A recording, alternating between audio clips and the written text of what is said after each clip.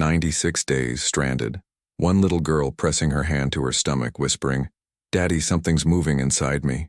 Daniel Hayes survived the ocean. He had no idea what was coming next. The Coast Guard cutter Resolute smelled like diesel fuel and cold coffee when Daniel Hayes carried his daughter through the hatch at 6:14 in the morning. His arms were shaking, not from exhaustion, though he hadn't slept more than 2 consecutive hours in 11 weeks, but because Lily had stopped talking 40 minutes ago. She just pressed her face into the curve of his neck and held her stomach with both hands, small fingers pressing hard into the canvas of the shirt he'd fashioned from sail scraps on day 19. A young officer appeared at his shoulder. "Sir, we're 42 minutes from Portland. The medical team is waiting. She needs fluids." Daniel's voice came out wrong, low and fractured like a hinge rusted open from disuse. He hadn't spoken to another adult in 96 days, and it showed. "She's been like this for 3 days. The stomach pain started." "Sir, we'll take care." The stomach pain started on day 78. He didn't allow the interruption. Not on this. "It comes in waves, 4 to 6 hours apart. She describes it as something moving inside her. I need the medical team to hear that specific word. Not cramping, not hunger pangs. Moving." The officer wrote something on a clipboard. Daniel watched the pen move and thought about Lily's drawings in the sand, the ones she'd made every single morning for 96 mornings, scratching their names in the beach with a sharpened stick. Daniel plus Lily. The tide washed them away by noon every day. Every dawn she drew them again. Lily made a small sound against his shoulder. He pulled her tighter. 42 minutes, Daniel said, not asking, calculating. Portland General Hospital's emergency bay was all white light and hard edges. After 3 months of sun and shadow, and the dim interior of a lean-to built from palm fronds and salvaged fiberglass, Daniel stood at the entrance and felt, for one long, disorienting second, like the island was more real than this place. Like the fluorescent lights overhead were the hallucination, and the fire he'd kept burning every night for 96 nights, the fire that had finally caught the eye of a passing research vessel, was the only true thing he had known in a very long time. Then Lily coughed. He walked through the door. They put her on a gurney. He did not let go of her hand. A nurse, young, efficient, a name tag reading Priya, began the intake questions. Name, age, allergies, last meal. Daniel answered everyone without loosening his grip on Lily's fingers. Lily Ann Hayes, 8 years old, no known allergies. Last meal approximately 9 hours ago. 2 strips of dried fish and a portion of the wild berries Lily had learned to identify by week 3. They'd developed a system for the berries. They'd developed a system for everything. Mr. Hayes, a different voice now, measured and warm, carrying weight without adding to it. "I'm Dr. Morrison. I'm going to take care of your daughter." He looked up. She stood at the foot of the gurney, already reading the intake form. Dark hair pulled back, stethoscope resting against a white coat that had a small ink stain above the left pocket, the coat of someone who'd been at this for a long time and had stopped pretending otherwise. She didn't wait for his permission before moving to Lily's side. She said, "Take care of, not examine or assess." "The stomach pain," Daniel said. "It started on day 78. She paused, not startled, noting. "Day 78 of what?" "We were stranded for 96 days. He said it without drama, the way he'd learned to say hard things, plainly so they could be heard clearly and then acted upon. "A small island, uninhabited. We ran aground during a nor'easter on the night of March 3rd. A research vessel spotted our fire this morning." Dr. Morrison looked at him. Not a clinical assessment, and something more considered than that. Then she looked at Lily, who had her eyes open now, tracking the ceiling with the focused calm of a child who had learned that stillness was a form of courage. 96 days, Claire said quietly. 96 days, he confirmed. He held her gaze. She is 8 years old and she has not complained once. Not one single time across 96 days. When she tells me something is wrong with her body, Dr. Morrison, something is wrong. Something in Claire's expression shifted. It wasn't pity. He'd been bracing for pity, had steeled himself against it the whole 42 minutes on the cutter. It was something more like recalibration. She'd assessed what kind of person she was dealing with and was adjusting accordingly. "Lily," Claire moved to the girl's side, voice quieter. "Can you show me exactly where it hurts?" Lily placed her hand on her lower right abdomen, directly. No hesitation, no performance. "It's not hurting right this second," she said. "It's more like—" She paused, searching. Lily always searched before she answered, a habit Daniel had loved since she was 4 years old. like something is looking for a way out. The room went absolutely still. Claire's hand moved to Lily's stomach, light, professional, deliberate. But Daniel watched the doctor's face and saw what Lily's words had done to it, a ripple of focus that sharpened into something urgent. "Priya, I want an ultrasound and full blood work," Claire said, her voice still controlled but moving faster now. "And a gastro consult, stat." She glanced at Daniel. "Fever in the last 72 hours? Low grade. 99.2, my estimate. We had no thermometer. I was using the rule of thumb from my Navy training. The fact that you tracked it matters," she said simply. The way she said it, without condescension, without surprise, made him feel, for the first time in 96 days, like a person rather than a survivor. Not a headline, not a cautionary tale. A person who had done what needed doing and was being credited for it. They took Lily to imaging. He had to let go of her hand. He stood in the hallway and felt the walls press in from all sides at once. 3 months of open sky and now this. Ceiling tiles, the squeak of rubber soles, the sterile bite of hand sanitizer. He breathed through it. 4 counts in, 4 out. The same rhythm he'd taught Lily on day 11, when 6 consecutive days of rain had reduced their shelter to a soaking wreck, and she'd looked at him with those dark eyes and quietly asked if they were going to die. "You breathe first," he'd told her. "Everything else comes after." He breathed. He stood near a window, harbor visible between 2 concrete buildings, the Atlantic lying flat and pewter in the early morning. He'd spent the better part of 20 years on that water. Right now it offered him nothing. He put his hand in the pocket of the borrowed Coast Guard pants and found the compass. Small, brass glass face cracked straight through the middle, the initials THG 1962 engraved on the case back, worn to near invisibility from decades of handling. His grandfather Thomas's compass, carried through the Korean War on Navy supply ships, kept on the same chain for 40 years afterward. The storm had demagnetized it. It hadn't pointed north since day 1, but on day 4, when Lily was still waking up crying twice a night, she had asked to hold it while she slept. Said it made her feel like they weren't lost. "We're not lost," he'd told her. "We know exactly where we are. We're just not where we plan to be." She'd held still for a long time, thinking it over. "Okay," she'd finally said. "That's different." He turned the compass over in his palm. Down the hall, in a room he couldn't see, his daughter was being looked at by a woman who had looked at him, really looked, and hadn't turned away. "Mr. Hayes." He turned. Claire, still in the white coat, still with the ink stain, but something in her posture had changed in the 20 minutes since he'd last seen her. She was carrying a tablet. "She's stable and resting." She held up the screen. Gray and white shapes he didn't have the training to read. "Lily's ultrasound shows abnormal findings in the lower gastrointestinal tract. Some inflammation. Given the diet she's been surviving on, I want to bring in a specialist." She paused, choosing words with the precision of someone who'd learned what careless language did to frightened parents. Her vitals, however, are remarkable for what she's been through. Given 96 days on a survival diet, her body has compensated in ways that are... A brief pause. "She's a strong kid, Mr. Hayes." "I know," he said. The cracking thing happened to his voice again. He pressed his lips together. She watched him. He was aware suddenly of the full state of himself, the 5-week beard shaped by a piece of sharpened glass, the borrowed clothes 2 sizes too large, the hands that had built fires and set snares and constructed 3 separate rain catches, and were now just hanging at his sides with nowhere useful to put themselves. He probably looked assembled from spare parts. He held Claire's gaze anyway. "What's your actual read?" he asked. "Not the official version. Yours." She considered that for a moment. He appreciated that she didn't answer immediately, didn't reach for reassurance before she'd earned it. "My read is that you got her here in time," she said. "And right now, that matters more than anything else." Before either of them could say more, a door at the end of the corridor swung open, and a man came through it with the particular energy of someone who owned every room before he entered it. Tall, early 50s, silver at the temples, a surgeon's self-assurance in every step. He spotted Claire and redirected without breaking stride. "Morrison." He said it without warmth. "I heard about your new admission, the castaway story." Daniel watched the man's eyes slide past Claire, land on him. Borrowed clothes, 3 months of beard, the hollow look of a man still running on the last fumes of adrenaline, and complete their assessment in approximately 3 seconds. "Dr. Chase," Claire said. The 2 words held entire histories.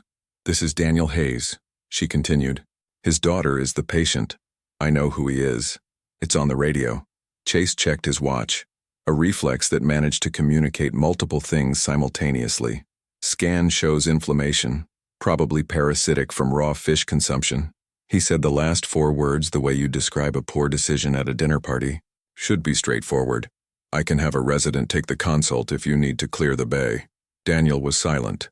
On the island, he had learned, slowly, through necessity, that the first response to contempt was stillness, not silence as submission, stillness as refusal. A man who didn't flinch was considerably harder to dismiss than one who argued back. We were surviving, Daniel said, with whatever we had. Of course. Chase's tone contained no of course whatsoever. He turned back to Claire. My offer stands if you need the bay. I'll handle it, Claire said. Something passed between them. Old friction, the kind that had long since stopped being heated and had calcified instead into something more deliberate. Chase left without another word to Daniel. The corridor was quiet. If you've ever watched someone fight for someone they love with everything they have and nothing left to use, leave a like on this video and tell me in the comments. Has anyone ever looked at you the way Daniel looked at that doctor? Like the answer to every prayer he'd stopped believing in? Because his story was only just beginning. Claire watched Chase go. Then she turned back. Expression reset. I'll keep you updated, she said, and started to turn. Dr. Morrison. She stopped. He looked for the right words and found, oddly, that the right words were also the simple ones. She's all I have. In the entire world, she is all I have. Claire stood still for a moment that lasted just long enough to mean something. I know, she said. I can see that. She walked toward Lily's room. Daniel stayed at the window. The Maine morning was coming in gray and cold off the water, the harbor barely visible between buildings. He turned the cracked compass in his hand, the glass face catching no particular light, pointing nowhere. Priya found him 40 minutes later and told him a room had been arranged for his overnight stay, that social services would want to speak with him in the morning and that he should eat something. When did you last eat? She asked. He genuinely thought about it.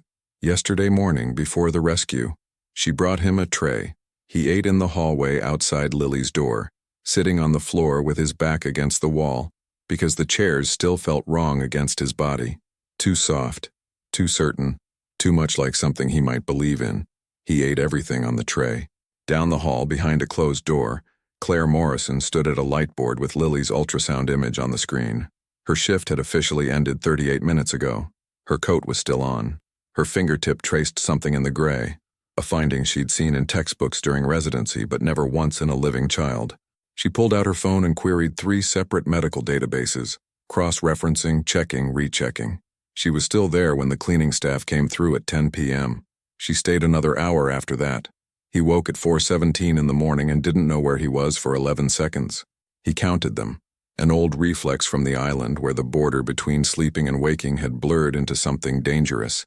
11 seconds of ceiling tiles and the distant beep of a monitor and the antiseptic smell of clean sheets. And then it all came back. The cutter, Portland, Claire Morrison and her ink-stained coat and her voice that carried weight without adding to it. The compass in the pocket of borrowed pants folded over the chair. Lily. He was in the hallway before he'd finished the thought. Her door was third on the left. He pushed it open carefully and stood in the frame, and the coiled thing in his chest released so fast it made him dizzy. She was asleep, left arm stretched toward the bedside table, IV in the back of her hand, the monitor reading her pulse in a steady green line.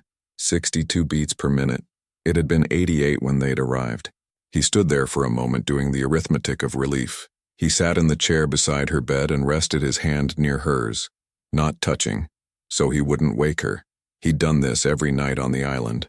Once the fire was built up and the lean-to had been checked, he'd sit close to where Lily slept and listen to her breathe. He'd done it for 96 nights. In the beginning because he was terrified. In the end because it had become the best part of every day.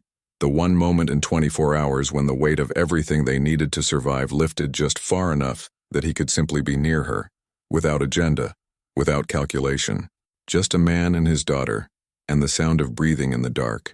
His father used to say, the best part of any day is the moment right before you have to start fighting for it. Harold Hayes, Pittsburgh, Bethlehem Steel, 31 years on the floor, never late, never absent, bad back by 50. He'd died of a heart attack on a Tuesday in November, standing at his locker in his work boots still holding his lunch bag. Daniel had been 17 years old. He'd gone to sea at 19. The ocean had felt like the only thing wide enough to hold the particular geometry of that grief. He'd never fully come back to land, until Lily. Lily had changed the geometry of everything. She woke at 7:30. Her first act was to look for him. "You're here," she said, and the relief in it was small and real, and it hit him somewhere behind the sternum. "I'm here." She sat up slowly, not with the carelessness of a healthy 8-year-old, but with the deliberateness of someone who had spent 3 weeks learning that sudden movement had consequences. She pressed her palm to her side, automatic. "How's the feeling?" he asked. She considered. Lily always considered before answering. It was one of the things he loved most about her, this refusal to give imprecise answers to precise questions.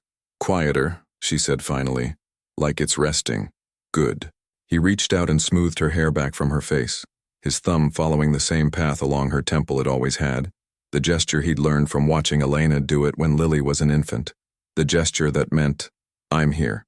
I'm not going anywhere. You can rest." "That's good." She looked at him with her mother's eyes. "Daddy," she said, "you need to shave." He laughed. Actually laughed, the sound coming out rusty and surprised. Lily smiled at it the way she always smiled at things that had been waiting to happen. "Yeah," he said, "probably. And eat something that wasn't alive 3 days ago. The hospital has eggs. Get scrambled. 2, with toast." She was completely serious. "You always skip breakfast when you're worried about something." He opened his mouth to respond, and the door opened. Dr. Chase came in with a young resident trailing behind him, efficient, brisk, performing rounds with the manner of someone who had long since confused authority with expertise. He glanced at the monitor readings, spoke to the resident in the compressed shorthand of hierarchy, then addressed Lily with the slightly modified tone some people reserved for children and pets. "How's the stomach this morning?" "Quieter," Lily said. "Good, good." He made a note, then spoke to the resident again, his voice dropping into the register of professional summary. "We're waiting on the specialist's full assessment, but the preliminary picture is consistent with anisakiasis, parasitic infection from uncooked marine sources." He glanced at Daniel briefly, categorized him again, moved on. "What I want to establish is whether there's a secondary pathology." He said it to the resident, not to Daniel. "We'll know more by noon." "When will Dr. Morrison be in?" Daniel asked. Chase paused, almost imperceptibly. "Dr. Morrison had a full rotation last night. She should be available this afternoon." "She was here at midnight," Lily said. Both men looked at her. "She came in after you fell asleep," Lily told her father, matter of fact. "She brought crackers. Said they were for nausea. She checked my temperature twice and she has cold hands, but she blows on them first before she touches you." Daniel looked at Chase. Chase looked at nothing in particular. "I'll ensure she's briefed when she's back on rotation," Chase said, and left. The door swung shut behind him. Lily watched it. "I don't like him," she said, the same flat certainty she used for all her true assessments. "You don't have to. He talks about me like I'm a chart." He smoothed her hair again. "Some people do that. It doesn't make you one." She took this in with the economy of a person who had learned over 96 days to allocate energy precisely. "I like Dr. Morrison," she said. "She asked me what the feeling was like, not just where it was. No one else asked that." "Yeah," Daniel said quietly. "She did." He found Claire at 8:45 near the nurse's station, working through something on a tablet with the focused attention of someone who was technically off duty, but hadn't managed to fully leave. She was in different clothes, dark jeans, a gray sweater, her hair down for the first time. Somehow she looked both softer and more real without the white coat. "You're still here?" he said. She looked up. "I could say the same." He held up the paper coffee cup from the vending machine down the hall, won $50 in coins that Priya had lent him, since his wallet was currently somewhere on the floor of the Atlantic Ocean. "I'd offer you one, but I appear to be worth negative $40,000 at the moment." Something in her face shifted, not the professional warmth, something more unguarded than that. "I have a full pot in the break room," she said. "Walk with me?" He walked with her. The break room was small and smelled like old coffee and reheated soup. She poured from a carafe that had been sitting too long and handed him a proper mug, and he was more grateful for it than he could have explained. They stood at the counter. Something about this conversation wanted to stay on its feet. "The specialist is Dr. Anand Patel," she said. "Pediatric gastroenterology. He's the best we have. He'll be here by 10. Chase gave me the preliminary anisakiasis. That's part of it. A pause. There may be more.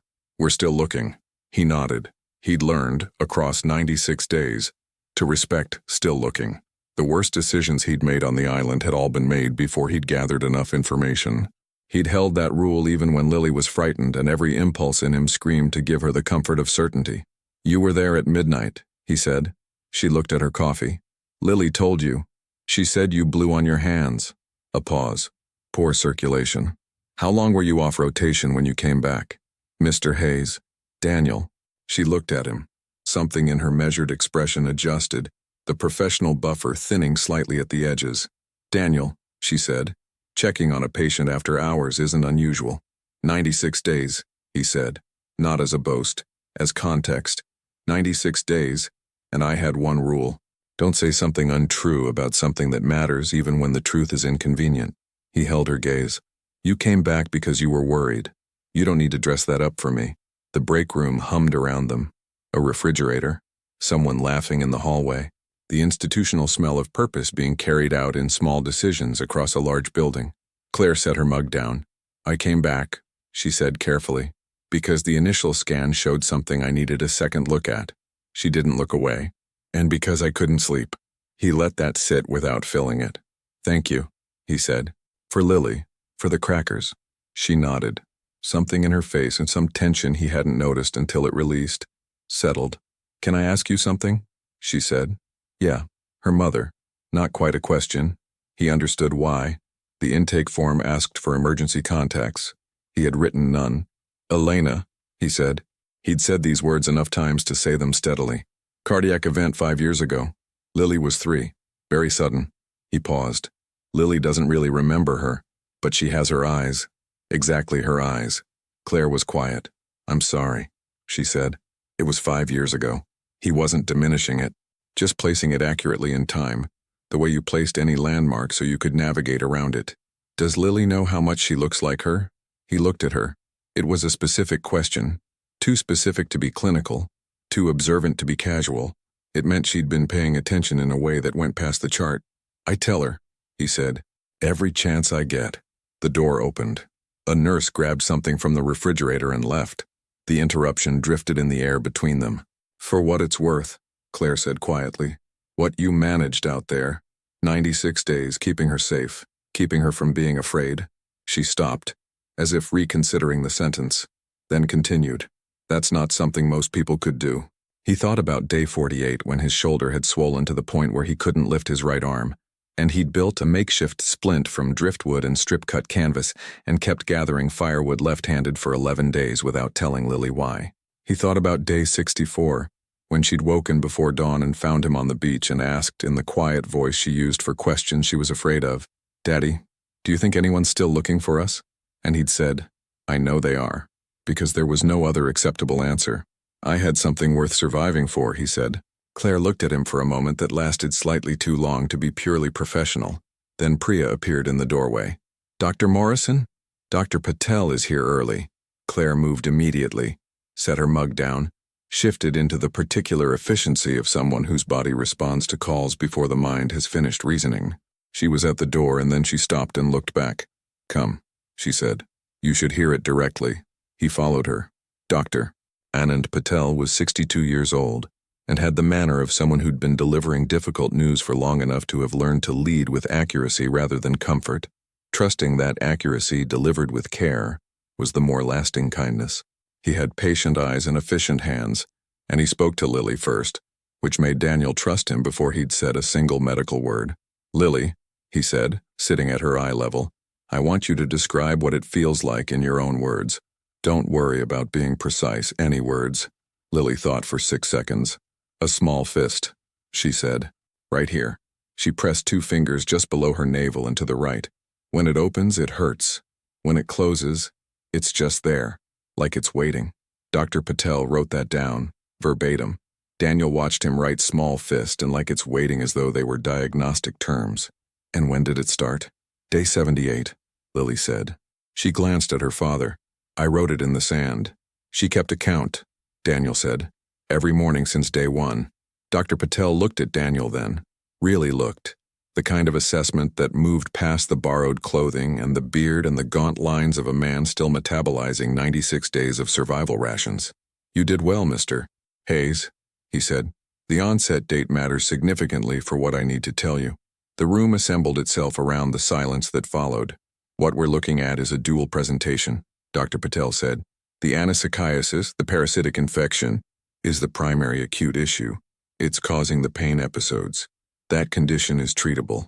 He paused. "But the secondary finding on her scan is something more complex. Lily has an appendiceal abnormality. Based on its morphology, it appears to be a slow-developing congenital condition, something she was born with, most likely benign and undetected for years, but significantly aggravated by the physiological stress of the last 3 months." Daniel organized the words as they came. "She needs surgery," he said. "What I want to be clear about, Dr.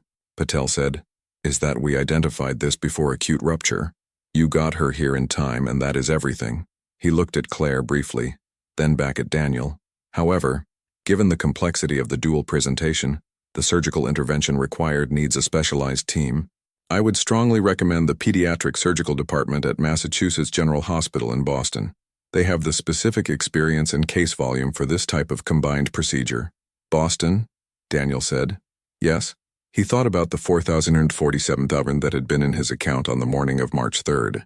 He thought about the Eleanor, his charter boat named for his mother, at the bottom of the ocean somewhere off the Carolina shelf. He thought about the insurance policy he'd meant to renew the week after the trip. He thought about Lily's hand on his neck on the cutter. He thought about 96 days of keeping exactly one promise. "Okay," he said.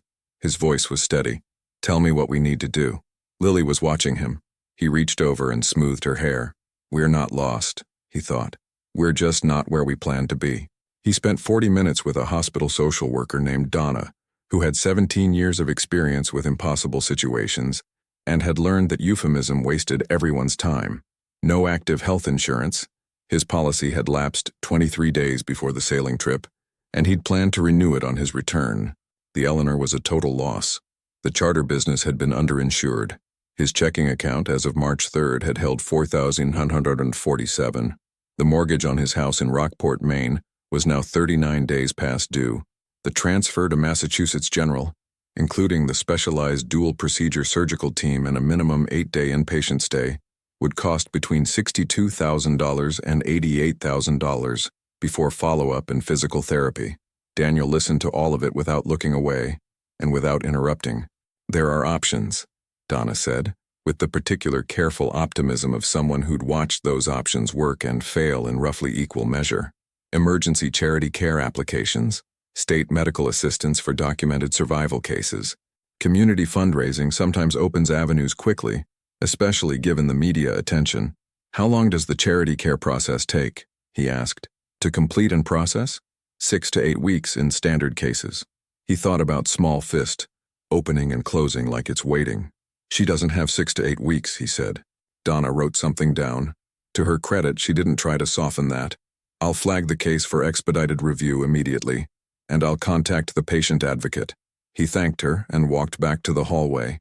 He stood at the window again, the harbor still out there flat and gray. He'd spent 20 years on that water. For the first time in his adult life, it offered nothing back. He put his hand in his pocket. Th. 1962, Thomas Hayes. His grandfather had navigated supply ships through the Korean War with this compass, kept it on the same chain for 40 years after, given it to Daniel the summer before he died, pressed it into his palm with both hands and said, "This old thing doesn't point north anymore, that's all right, carry it anyway." A man should have something in his pocket that he chose to keep. Daniel had been 14 years old. He'd carried it for 24 years, including 96 days on an island in the Atlantic, where it had stopped pointing anywhere and started pointing somehow toward the one thing that mattered. Lily was reading when he returned. Someone, he suspected Claire, had left a stack of books on the bedside table. Not picture books, chapter books. Lily was 7 chapters into a worn copy of Island of the Blue Dolphins and had not looked up since the shift change. "Good book?" he asked, settling into the chair. "Her name is Karana," Lily said, not looking up. "She's alone on an island for 18 years. She makes weapons even though women aren't supposed to because nobody's there to tell her she can't." She turned a page. "I think I would have done the same." He looked at the cover. He hadn't read it. Does she get rescued? He asked. I'm not there yet. She turned another page. But I think that might not be the point. He sat with that. Daddy, she said, still reading. Is it going to cost a lot? The surgery? He was quiet for a moment. We'll work it out. She turned a page. Is Boston far? A few hours by car. Will you be there the whole time? Even when I'm in the actual surgery? I'll be in the waiting room every second you're in that building. She nodded and went back to reading, satisfied, the way she accepted answers that were honest. He watched her and felt the familiar mathematics of love, always made with incomplete information, always calculated anyway, with everything you had and then a little more. He was in the cafeteria at 12:20, a bowl of soup going cold in front of him, when Claire sat down across the table. She'd come back on rotation at noon. He'd seen her briefly in the hallway. White coat, stethoscope, hair up again. The particular efficiency of someone who had put their armor back on and was ready. She looked different in it now, he noticed. Not less herself, more defended. She had a sandwich she wasn't eating. Donna briefed me, she said. Okay. There are options. 6 to 8 weeks, he said. 4 to 6 expedited. Donna was being generous. She closed her mouth, set the sandwich wrapper down. I know people at Mass General, she said. There was nothing showy about it. She said it the way she said everything, with the economy of someone who meant precisely what they stated. The surgical chief owes me 3 years of unreturned phone calls. I can make calls. I can't guarantee the funding, but I can make sure Lily gets on the schedule while we work out the mechanics. He looked at her. Why? What do you mean, why? You're off the case. He'd heard it. Chase, in the hallway, redirecting Claire to a different patient with the precision of someone exercising authority as a message. Chase reassigned you an hour ago. Her hands went still on the wrapper.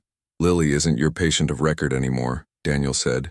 Not as an accusation, as information that needed to be acknowledged. So I'm asking, why are you still here? The cafeteria moved around them, the low current of conversations, the thud of something dropped in the kitchen, the institutional smell of food being made in quantity. Claire looked at him. Because, she said, in 12 years of medicine, I have never had a patient's father brief me on a symptom timeline before his daughter was even on a gurney, because you knew the difference between cramping and moving, and because you kept a daily record for 96 days in sand, and because... She stopped. He waited. Because you ate your entire dinner tray sitting on the floor in the hallway last night, she said quietly. And in 12 years I have learned to read that specific thing. People who are about to give up don't finish their meals. The words settled over him like something he hadn't known he'd been waiting for. I'm not off your case, she said. I'm just not the physician of record. Those are different things. Chase can make things complicated for you. He's been making things complicated for me for 4 years, she said flatly. That isn't a new problem. He wanted to ask about that. Could see the outline of something in those words, the specific texture of a history that left marks in how people held themselves when a name came up in conversation. He didn't ask. She'd tell him when she wanted to. Instead, he reached into his pocket. He wasn't entirely sure why he took it out. He set it on the table between them. Small, brass cracked glass, the initials faint from decades of living in pockets. She looked at it. My grandfather's, he said. It stopped working the night of the storm. Lily held it every night for the first month until she stopped waking up afraid. He paused. She called it the finding compass. Said it would help someone find us. Claire looked at the compass for a moment that lasted longer than casual curiosity. My grandmother had something like this, she said. Her voice had changed. Smaller, older, from somewhere further back in herself. Not a compass. A small glass bottle she carried from Portugal when she was 22 years old. She said there was a prayer sealed inside it. We never opened it. My mother said we were afraid the prayer would escape. A quiet pause. She died last year. I still have the bottle. He looked at her. You're not originally from here. I was born here. But my grandmother, she used to say Maine was beautiful but cold enough to freeze the prayers inside your chest. She smiled. Small, real, from somewhere she didn't offer often. Her name was Teresa Hayes, before she married. Everything stopped. Not with music, not with drama. It stopped the way real things stop, quietly in the middle of a hospital cafeteria at 12:30 on a Tuesday, with a cold bowl of soup and a sandwich wrapper, and a cracked compass on the table between two people who had only just met. Hayes, Daniel said. She looked at him. Yes, her maiden name. She took Morrison when she married my grandfather. A pause. Why? He turned the compass over. The initials caught the weak winter light coming through the cafeteria windows. T.H. 1962. Thomas Hayes was my grandfather, he said. She looked at the compass. At him. At the compass again. In the kitchen, something metal hit the floor. Claire reached across the table, slowly asking permission with the motion, and picked up the compass. She turned it over in her hands, her thumb crossing the engraving the same way his had, 10,000 times, for 24 years. Thomas, she said softly. He was Navy, Daniel said. Korea. He used it to navigate supply ships. She talked about a cousin who went to sea, Claire said. Her voice was careful, feeling along the edges of something that hadn't fully taken shape yet. A cousin who she lost contact with after the war. She said he went west, that he never wrote. She set the compass down gently. She kept his photograph until she died. She called him Tommy. The cafeteria continued around them. A child somewhere was crying. Silverware clinked on trays. Ordinary time, moving in its ordinary way, entirely indifferent to the fact that something had just shifted irrevocably between two people sitting at a table by a window in Portland, Maine. I don't know what this means, Claire said. Neither do I, Daniel said. They sat with it. He looked at the compass. She looked at it. And in the space between them, between a man who had navigated 96 days by fire and stubbornness and the single immovable fact of his daughter, and a woman who had spent 4 years navigating the wreckage of a relationship that had slowly convinced her she was less than she was, something happened that neither of them had names for yet, something that felt improbably like a compass beginning to turn. Priya appeared at the cafeteria entrance and caught Claire's eye. Her expression was neutral, but purposeful. Dr. Morrison, Lily's asking for you. Claire stood immediately. Daniel stood with her. She specifically asked for both of you, Priya said. They walked back together, not quite side by side, not quite with distance between them, carrying the weight of a connection that was only just beginning to understand what it was. Lily was sitting up in bed with her book face down on her lap, and her hands folded in front of her in the way she had when she'd made a decision about something. She looked at Claire. Are you going to help us? She asked. Directly, with no preamble, in the voice she used when she had already considered all the angles, and only needed one piece of information to finalize her conclusion. Claire sat in the chair beside the bed. Yes, she said, simply. The way Daniel had learned to answer Lily's precise questions, without hedges, without qualifications, just the true thing, plainly stated. Lily studied her for a moment, then she picked up her book. Okay, she said, and went back to reading, satisfied. Daniel stood in the doorway, the compass in his pocket, watching a woman who had blown on her cold hands before touching his daughter, sit in the chair that was his chair and feel, somehow, like she belonged in it. Down the hall, behind the door to his office, Richard Chase was making a phone call to the chief of staff. He was saying Daniel Hayes' name in a tone that meant something was about to become significantly more difficult. The call from the chief of staff came at 2:47 in the afternoon. Daniel was in the hallway outside Lily's room when Priya passed him with an expression that carried information she wasn't authorized to deliver. 12 minutes later, a hospital administrator named Gerald Walsh appeared. 60 years old, bald, carrying the specific apologetic energy of someone who had been given a task he personally disliked but professionally understood. Mr. Hayes, Walsh said, do you have a moment? They sat in a consultation room with a round table and 2 chairs and a box of tissues in the center that Daniel had come to recognize as the universal signal that bad news was about to be issued in a warm setting. Walsh opened a folder. Given your current insurance situation and the specialized nature of Lily's required care, hospital policy requires us to formalize a payment plan or third-party coverage before authorizing the transfer to Massachusetts General. He placed 3 pages on the table. I want to emphasize that this is administrative procedure and in no way reflects. How long? Daniel asked. Walsh paused. The standard review process. How long before she can be transferred? Walsh looked at the folder. At the table.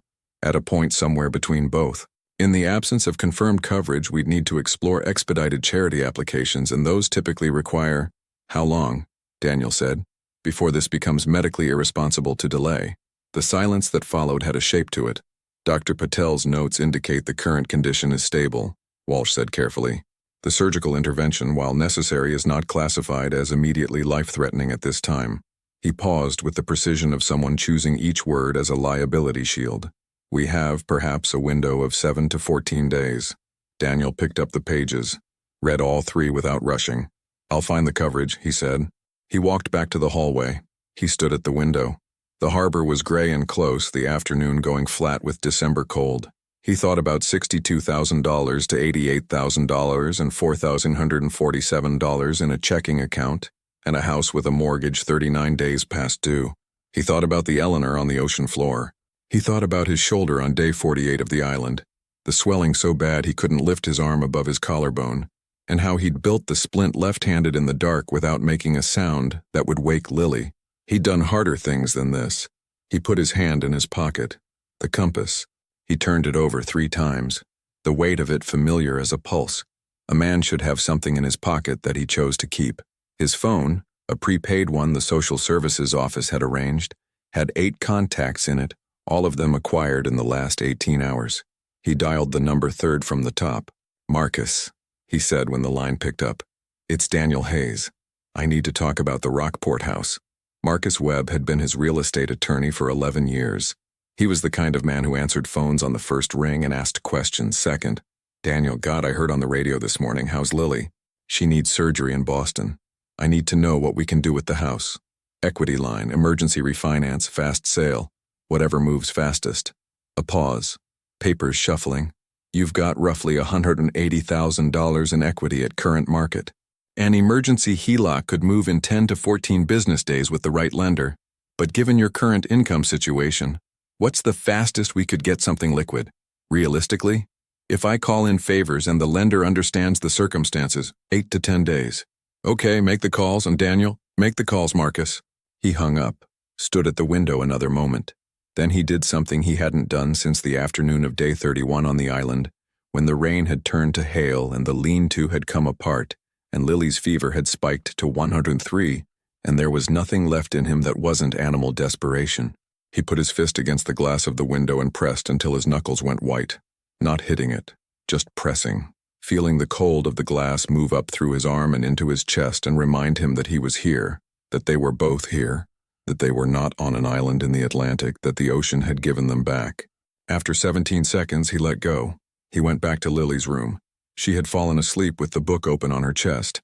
Island of the Blue Dolphins face up at chapter 11. He took it carefully, found a bookmark on the bedside table, a tongue depressor with a small drawing on it, a sun above waves and 2 stick figures, one tall, one small, both with their arms up. He didn't know when she'd made it. He marked her page. He sat in the chair. He watched her breathe for a while, the way he'd watched her breathe for 96 nights, counting the rises and falls the way other people counted money or miles or hours, each one a small arithmetic of continuing. The door opened softly. Claire came in, already reading something on her tablet, and stopped when she saw him. She looked at Lily. She sat in the chair on the other side of the bed quietly, the way someone sits who has learned to share space in rooms where silence is doing important work.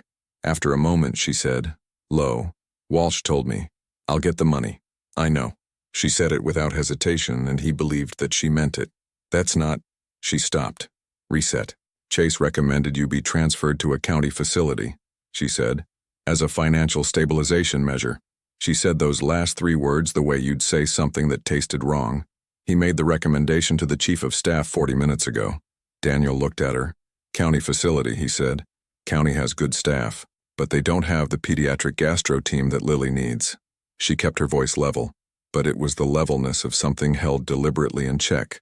It would effectively remove her from Patel's care. And from yours. She didn't answer that. Why is he doing this? Daniel asked. Claire looked at the tablet in her hands for a moment, not reading it, just looking at a place to put her eyes while she decided how much of a history to give to what was functionally present tense. Richard and I were together for 2 years, she said. I ended it 8 months ago. She paused. He hasn't finished registering his opinion about that. Daniel absorbed this. He's using Lily, he said. He's using administrative channels, she said, which is more precise and more difficult to address. He thought about Chase in Lily's room that morning, the 3-second assessment, the way he'd said raw fish consumption, the redirect to the resident as though Daniel weren't standing there. He thought about the particular texture of a person who had confused the tools of authority with the substance of it. What can you do, Dan? He asked. I've already called Mass General, she said. The surgical chief, a woman named Dr. Patricia Osei, she has a slot on December 19th, 6 days out. She's willing to hold it pending financial clearance. She looked at him. That gives you 6 days to get something on paper. A partial commitment, a charity care approval. Anything that Walsh can use to authorize the transfer. 8 to 10 days on the equity line, he said. Maybe faster. I know 3 journalists, she said evenly. One of them works for the Portland Press Herald. The story of a father and daughter surviving 96 days at sea, stranded by a nor'easter, returning to discover the daughter needs life-saving surgery. That story gets picked up by national outlets inside 24 hours. She paused. Community fundraising at volume can move faster than equity lines. He looked at her for a long time. You've been planning this since the cafeteria, he said. Something in her expression, a careful, professional stillness, gave way slightly at its edges. I've been thinking about it since I looked at her scan at midnight, she said. Lily stirred. Her hand moved on the blanket, the automatic motion of someone checking in sleep for the weight of something familiar. He reached across and put his hand in hers without waking her. Her fingers closed around his thumb, the same way they had for 96 nights. He felt Claire watching that. He didn't look up. Her mother used to do this, he said quietly. Reach for my hand in her sleep. Elena. He paused. Lily's never done it until the island. Like she learned it from a place she can't remember. He looked up. Claire's face had the careful stillness of someone who was feeling something they hadn't expected to feel, and wasn't sure yet how much of it to let through. She'll be okay, Claire said. And in her voice, beneath the physician's precision, beneath the 4 years of armor, he heard the thing underneath, the thing that wasn't professional at all, the thing that had kept her at a light board at midnight tracing something on a gray scan that she couldn't stop looking at. He believed her. The journalist's name was Beth Calloway. She was 40, sharp, and had covered the initial rescue on the 6 a.m. news that morning. She arrived at Portland General at 4:30 with a recorder and the brisk energy of someone who had already filed 3 stories before noon. Claire had made the call. She sat outside the room during the interview. Daniel talked for 22 minutes. He didn't perform. He didn't reach for language that wasn't his own. He said the things that were true. The night of the storm, the island, the days. He said day 78 and something moving inside her, and she never complained once. He said the name of the equity line and the name of the surgical slot and the number $74,000, which was the midpoint of the cost estimate, and he said it plainly because he'd learned that plainly stated numbers were harder to ignore than anguished stories.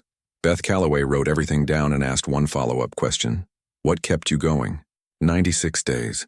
What was the thing that kept you choosing survival every morning? Daniel thought about it. He thought about the morning on day 9 when he'd stood on the highest point of the island at sunrise and looked at the empty water in every direction and let the full weight of it land on him.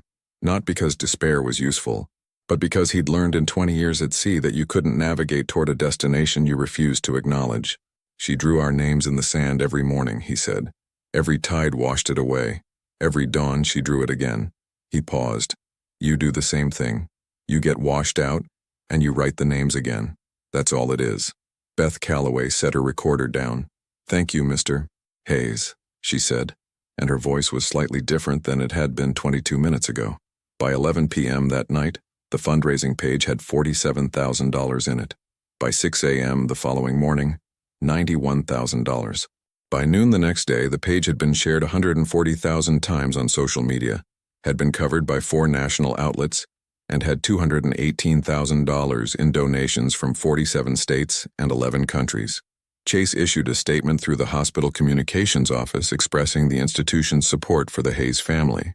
Walsh authorized the transfer to Massachusetts General for December 19th. Daniel sat in the hallway outside Lily's room reading the numbers on his phone, and he felt something he didn't have a word for, not relief exactly, which was too simple, and not vindication, which was too triumphant. Something quieter than both. The feeling of a door that had been held closed by the full weight of a wrong thing finally giving. He put the phone in his pocket.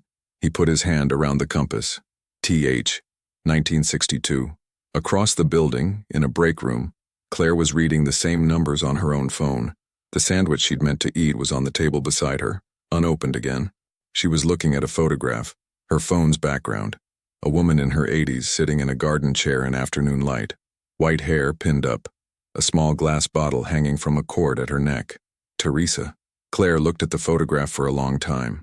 Then she opened a new message and typed to an address she hadn't used in 2 years. Her cousin Marta, in Lisbon, the family historian, the keeper of the documents. Marta, do you know anything about our grandmother's cousin Thomas, the one who went to sea? She sent it. She unwrapped her sandwich. She ate every bite. The morning of December 19th arrived cold and clear, the kind of Maine winter morning where the sky is a hard, specific blue, and everything beneath it is sharp at the edges. Bare trees, frost on car roofs, breath visible in the parking lot at 6:30 a.m. Daniel had not slept, not for lack of trying. He'd lain in the assigned room from midnight to 5 a.m., with his eyes closed and his hands folded on his chest, and his mind moving through every calculation it had available. The surgical team at Mass General, the $218,000 that was now held in a dedicated medical trust account, the things Dr. Patel had said about dual procedure success rates in pediatric patients. 91%, he'd said, with this team, this specific combination, 91%, and the other 9 that Daniel refused to spend any time inside of. At 5:08, he'd gotten up and gone to the window. The harbor again, still there, flat and pewter in the pre-dawn. He thought, I have been afraid before. I have stood at the edge of things before and chosen to keep moving. This is not different from that. He thought, she drew the names again this morning. She always draws the names again. He went to her room and sat in the chair. Lily was dressed and ready at 7 a.m., not because anyone had told her to be. She'd asked a night shift nurse for her bag, the small backpack that the Coast Guard had rescued along with them, waterproof, containing the 11 items she'd chosen to carry on the sailing trip, a change of clothes, a rain jacket, a headlamp, 2 granola bars she'd eaten on day 4, a small notebook with a pen clipped to its cover, a photograph of her mother, and a worn copy of the Phantom Toll Booth that she'd read 6 times since the island. She was sitting on the edge of the bed with the backpack on her lap and her hands folded over it, waiting. I've been ready since 6, she told Daniel when he came in. I see that. I made a list, she said, producing the notebook, of things I want to do when this is over. He sat beside her. Tell me. She opened to the page, in her careful small handwriting.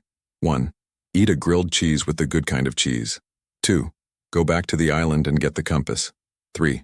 Actually, I want to see the island from the outside from a boat so we can see what it looked like when we were there. 4. Meet Dr. Morrison somewhere that isn't a hospital. 5. Get a dog. He read the list twice. The compass is in my pocket, he said. Not our compass, she said. The one I left there. The stone one, remember? I found a flat piece of quartz on day 12 and I balanced it on a stick, and I used the sun to figure out north, and I left it there when we left because, she considered, because it seemed like it should stay. He looked at her. 8 years old, 96 days in the Atlantic, a stone compass balanced on a stick. Number 4, he said. She looked at the list. I think she's a person who belongs in regular places, Lily said, with the certainty she brought to all her true assessments. Not just hospitals, regular places with regular things like coffee shops and parks. She closed the notebook. I think she'd be different there. He thought about Claire in the cafeteria, without the white coat, her hair down, the ink-stained coat hanging somewhere else. He thought about how she'd looked when she talked about her grandmother, the smaller, older version of herself that had come through for just a moment, from somewhere further back. Yeah, he said. I think she would. Claire was in the discharge bay at 7:30. She was off rotation. She wasn't scheduled to work. She was in her regular clothes again, the dark jeans and gray sweater, with a paper bag from the cafe 2 blocks over, and a carrier with 2 coffees and a hot chocolate with exactly 2 marshmallows, which she'd confirmed with Priya was Lily's preference. You didn't have to do this, Daniel said. She handed him a coffee. I know, she said. She gave Lily the hot chocolate. Lily accepted it with both hands and looked at the 2 marshmallows and then up at Claire. How did you know? She asked. I asked Priya, Claire said. She knows I like to because I told her about the island. On the island, Daddy would give me 2 pieces of whatever we had, no matter how small they were, and keep one for himself, even if mine were both smaller than his one, because 2 always feels like more than 1. Lily took a careful sip. It's a psychological thing. Claire looked at Daniel over the top of Lily's head. He shrugged slightly, in the way of a man who had long since accepted that his daughter was inexplicable. I want to ride with you to Boston, Claire said. He looked at her. Dr. Patel is traveling separately with the case files, she said. There's no medical reason I need to be in that car. I want to be clear about that. She held his gaze. I want to be there. Not because it's my job. The discharge bay was moving around them. Nurses, orderlies, the administrative rhythm of a morning handoff. Chase's name was visible on a whiteboard around the corner in the physician's area. Neither of them looked at it. Lily, Daniel said. Lily was already looking at Claire. Yes, she said before he'd finished asking. Obviously, yes. The drive to Boston was 3 hours and 14 minutes. Lily slept for most of it, her head tilted against the window, the backpack in her lap, and her fingers loosely around the hot chocolate cup even after it had gone cold. The main landscape moved past in its December gray. Bare forests, salt marshes, the occasional glimpse of ocean between hills. Daniel drove. Claire sat in the passenger seat. They talked in the low, careful way of two people who had too much to say and were choosing the order of it deliberately. She told him about her grandmother Teresa, about the garden in the house in Gloucester where she'd grown up, and the way Teresa had kept the same 6 plants for 30 years and talked to them in Portuguese on Sunday mornings, about the glass bottle, still on a shelf in Claire's apartment, still sealed, and about being 9 years old and asking what prayer was inside it, and Teresa saying, "The only prayer that matters, little bird, that the people we love find their way home." He told her about his grandfather Thomas, about the supply ships in Korea, and the compass chain, and the way Thomas had come back from the war and never spoken about it except once, a single night when Daniel was 12, sitting on the back steps in Pittsburgh, when Thomas had said, "The worst thing about being far from home is not the distance. It's learning to stop imagining what you're missing." And then he'd gone inside and made coffee and never mentioned it again. "Do you think they knew each other?" Claire said. "Teresa and Thomas," he said. "They must have, when they were young, before the war." "She kept his photograph," Claire said. "Her whole life she kept it. My mother always assumed it was just an old family picture." She was quiet for a moment. "Marta replied to my message this morning. She's going through the family documents.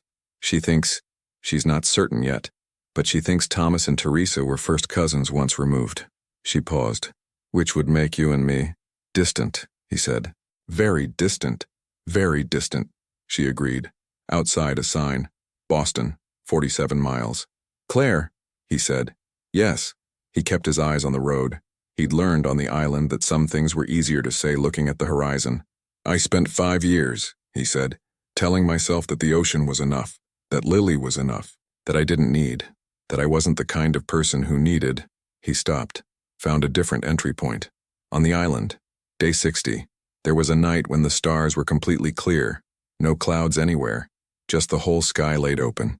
And Lily looked up and she said, "Daddy, doesn't it make you feel small?" And I said yes. And she said, "I think that's the point, so we don't forget to need people." The road moved under them. 8 years old, Claire said softly. 8 years old. She turned to look at him, his profile against the gray window, the beard shorter now, trimmed with hospital scissors 2 days ago, the hands on the wheel that had built fires and set snares and held his daughter through 11 weeks of Atlantic night. "I haven't let anyone in," she said, "in a very long time. After Richard, after what that became, I decided the job was enough, that being useful was enough." She paused. "And then a man carried his daughter through a hatch at 6 in the morning and briefed me on a symptom timeline before she was even on the gurney." She looked at the road again. "And I thought that is what it looks like. Someone who decided the people they love come first, no matter what it costs." In the back seat, Lily made a small sound, not waking, just resettling. They both looked in the rearview mirror. Lily's face in sleep had the absolute smoothness of a child who, having survived 96 days of the Atlantic Ocean, had decided at some cellular level that the back seat of a car on the way to Boston was the safest place in the world. They both looked at her for the same moment, from their separate angles, and then looked at each other. And the thing that had been slowly building between them since a break room in Portland shifted into something that both of them recognized, and neither of them for the moment needed to name. He reached across. He put his hand over hers where it rested on the center console. She turned her hand over. Her fingers closed around his. They drove the last 47 miles to Boston like that, not talking anymore, not needing to, with the winter landscape moving past and Lily asleep in the back and the compass in his jacket pocket and a prayer sealed in a glass bottle on a shelf in an apartment in Portland, still waiting to be opened. Mass General was vast and purposeful and cold in the December morning. Dr. Patricia Osei met them in the pediatric surgical intake, 53, compact, with a manner that projected such specific confidence that the room seemed to reorganize itself around her. She shook Daniel's hand, then Lily's. "I've read everything," she said to Lily. "You're the one who tracked the symptom onset." "Day 78, Lily said. "That information," Dr. Osei said, "is going to make this surgery significantly more straightforward, so thank you." Lily considered this with the gravity it deserved. "You're welcome," she said. They took her for pre-surgical prep at 10 a.m. He held her hand until the last possible moment, the threshold of the pre-op room, where the scrub nurse gently and apologetically signaled that this was as far as he could go. Lily looked at him. "I'll be right here," he said. The whole time. She nodded. She reached into her backpack, unzipped a pocket he hadn't noticed, and produced a small flat piece of quartz, roughly triangular, smooth on one face. She held it out. He looked at it. "I did go back," she said. "On the way out.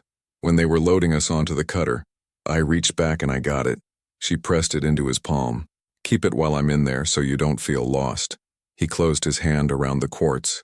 "I'm not lost," he said, the way he'd said it 96 times. "I know," she said, "but you can keep it anyway." She went through the door. He stood at the threshold for a moment that lasted longer than its seconds. Then he turned. Claire was behind him, close enough to be present, far enough to have given him the space to say goodbye. She looked at his face. Then she stepped forward and put her hand on his arm. They walked to the waiting room. He sat in the waiting room for 4 hours and 51 minutes. Claire sat beside him, not talking mostly, occasionally reading something on her phone.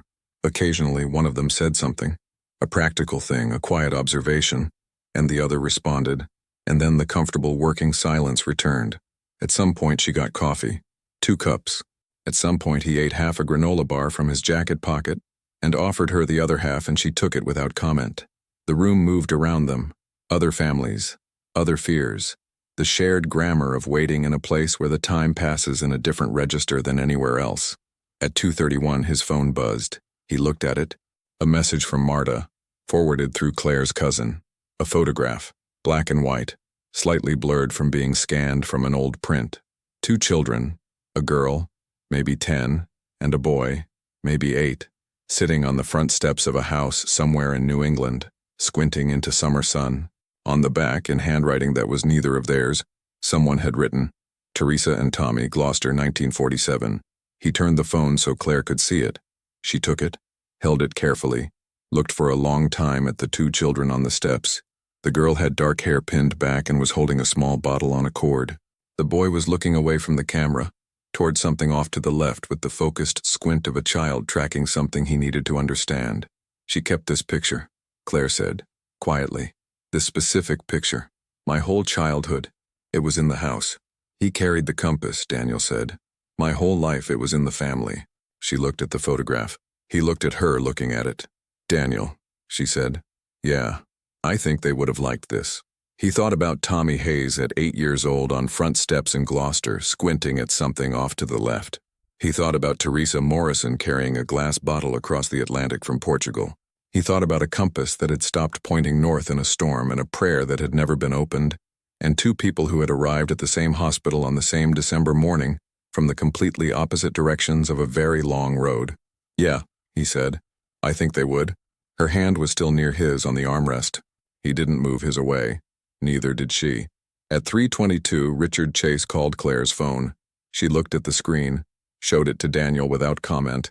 The name, Chase, R, with no title, no context, stripped to its plainest form the way you stored a name when the story attached to it was finished. She let it ring. After the 4th ring, she declined the call. She put the phone face down on her knee. He'll want to know about the fundraiser, she said. How it played publicly. She said it evenly, not bitterly, not triumphantly, just accurately. He's going to have to live with the optics of trying to transfer a castaway's daughter to county care.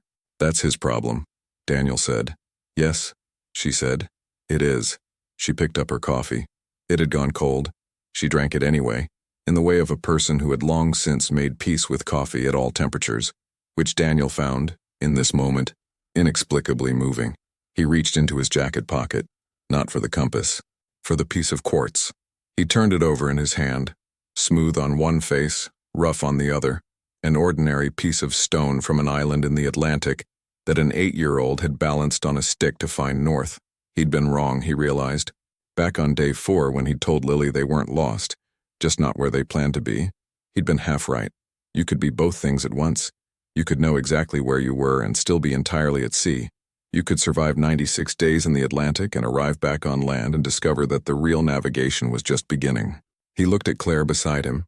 She was looking at the waiting room door with the calm intensity of someone who had sent a piece of themselves through that door and was holding very still until it came back. He thought, I don't know what this becomes. I don't know how far it goes or what it costs or who we are on the other side of this morning.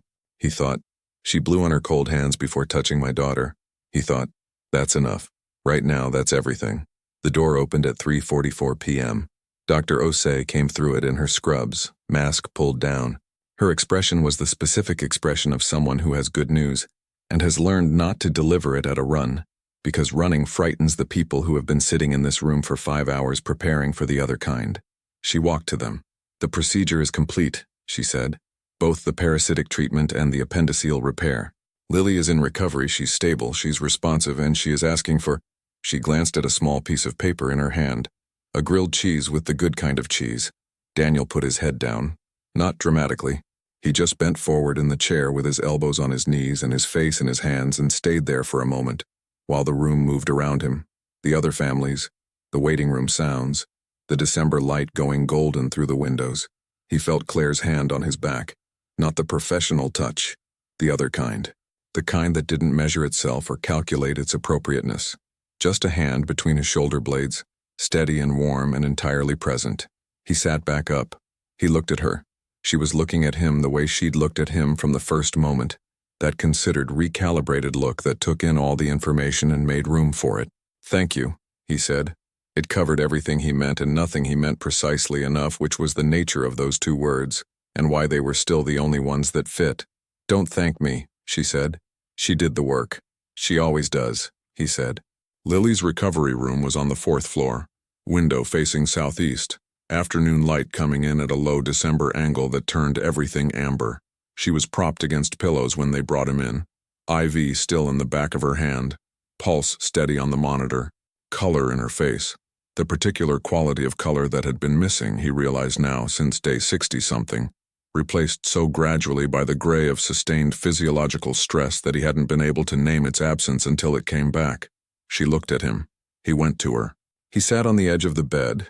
Carefully, hospital rules be appropriately ignored, and she leaned into him the way she had on the cutter, face against his shoulder, one arm across his chest. They stayed like that. He didn't say anything. She didn't say anything. There was nothing either of them needed to say that wasn't already being said by the fact of both of them being in this room, in this light, breathing. After a while she said, "Did they get all of it?" "All of it," he said. Dr. Osei said so herself. "The parasites too?" "The parasites too." She was quiet. "I knew it would be okay," she said. "Not performance." Lily's truest assessments had no performance in them. "I had the quartz." "I had the quartz." She looked up at him. Same thing. He smoothed her hair back from her face, his thumb following the path along her temple. The gesture that meant, "I'm here. I'm not going anywhere. You can rest." "Is Dr. Morrison here?" she asked. "She's outside." Lily considered this. "She should come in," she said. "She's been waiting this whole time, too." He went to the door. Claire was in the hallway, standing near the window with the same posture he'd recognized that first night. A person who was technically outside a situation and choosing to remain in proximity to it anyway. She was looking at her phone, not reading anything, just holding it. "She wants you to come in," he said. Claire looked at him for a moment. Something moved in her face. A brief, unguarded thing that came and went too fast to name but not too fast to see. She came in. She sat in the chair beside the bed. Lily looked at her with the assessing quiet she brought to all important questions. "How do you feel?" Claire asked. "Lighter," Lily said. "Like something was using up space and now it's gone." She put her hand on her lower abdomen. The same gesture she'd made 100 times in the last 3 weeks, automatic, checking. Then she smiled. Small and genuine. "It's not there." "It won't be," Claire said. "Not anymore." Lily reached into her backpack. She took out the small notebook. She opened it to the list, the one she'd shown Daniel that morning. She read it with the quiet focus of someone doing inventory. Then she uncapped the pen. She crossed out number 4. 4 Meet Dr. Morrison somewhere that isn't a hospital. Crossed out. She wrote beside it in her small, careful handwriting, working on it. She showed it to Claire. Claire read it again. Something in her face did the thing it had been doing more frequently since Portland. The professional stillness giving way, at the edges, to the person underneath. Working on it, she said. We're going to be in Boston for at least a week for recovery, Lily said with the matter-of-fact tone she used for conclusions she'd already drawn. You could come back for coffee or dinner, something regular. She glanced at her father. We make good coffee, Daddy grinds the beans. She's not wrong, Daniel said.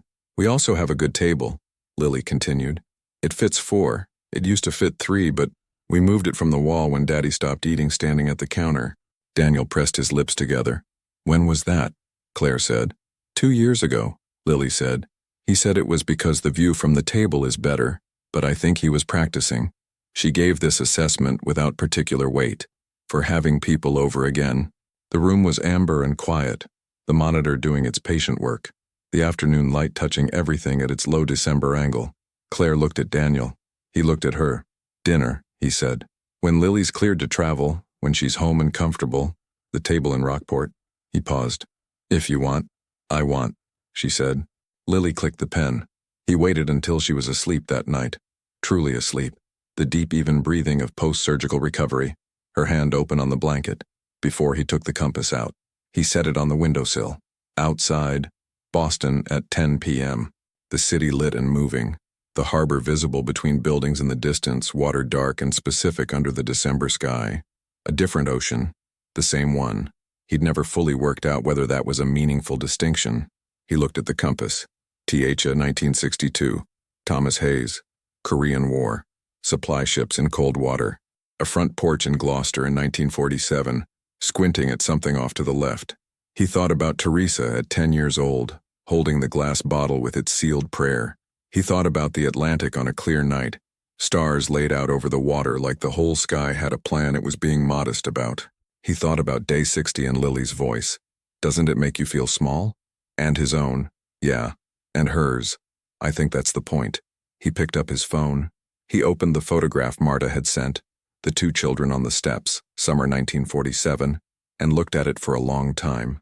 Tommy, Teresa, 2 kids who had grown up and gone separate ways and across separate oceans, and never found their way back to each other, carrying the same things in different containers. He had the compass. Claire had the bottle. He looked at his daughter sleeping in the amber light. He put the compass back in his pocket.